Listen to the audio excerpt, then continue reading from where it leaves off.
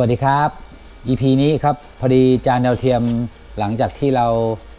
ทำบ้านเสร็จจานดาวเทียมมันบังก็ทำให้เรารับชมภาพไม่ครบมาอีกแล้วคราวนี้เราก็จะมาทำหน้าเป็นตัวอย่างนี้เนาะก็จะมีก็เป็นเหมือน2ตัวเลยแล้วก็ไปล็อกกับตัวชุดเชิงชายบ้านเดี๋ยวเราไปให้ดูว่าเราทำหน้าเป็นล็อกยังไงแต่นี้เดี๋ยวเราคงจะต้องตัดเหล็กให้เสร็จก่อนพอดีตัดไปได้ไป2ชิ้นแล้วเดี๋ยวเหลือตัดชิ้นนี้อีกชิ้นหนึ่ง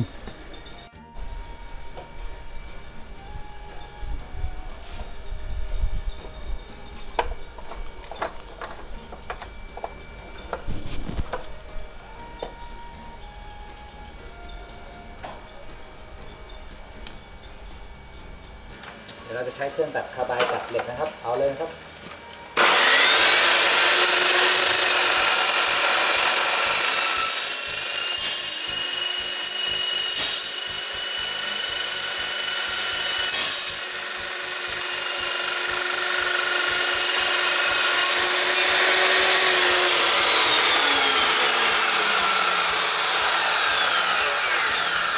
มากเลยเป๊ะจะเห็นว่าแทบจะมีเศษเหล็กที่เดียวก็จะเหลืออยู่หน่อยนิดหน่อยไม่เป็นไรครับอันนี้ใช้ส่วนใหญ่ตัดนี้มันจะเนี่ยเห็นไหมถ้าใช้เครื่ององศาที่ตัดแล้วดีมุมก็จะได้ฉากงานเชื่อมเราก็จะออกมาค่อนข้างสวยโอเคเดี๋ยวมาเชื่อมดีกว่าจะเห็นได้ว่าหลายๆ EP ที่เราเชื่อมไปมันจะมีสะเก็ดค่อนข้างเยอะตัวสเปรย์ซีโร่ตัว SP 400ตัวนี้ก็จะช่วยทำให้สะเก็ดที่มันเกาะกับชิ้นงานเหล็กมันน้อยเดี๋ยวเราลองเชื่อมดูเลยว่าตัว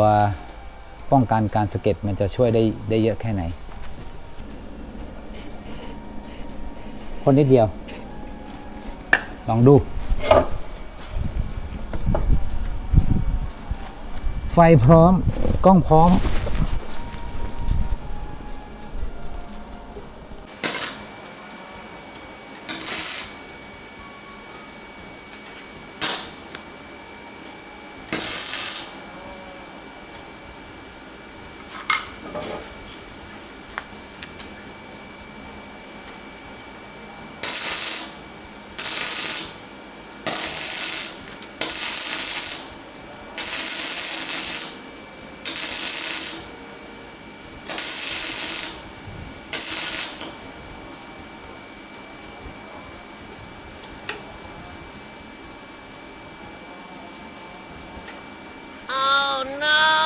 ตัว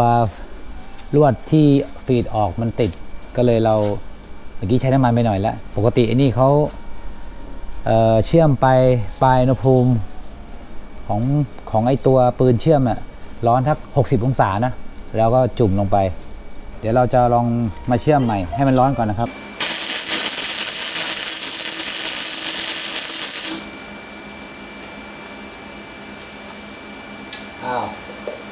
แล้วพอมันปลายอุณหภูมิร้อนเราก็เอามาจุ่มซะหน่อยครับ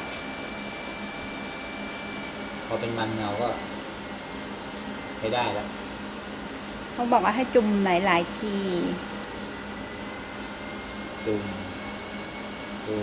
3 ทีพอแล้วเห็นไหมครับ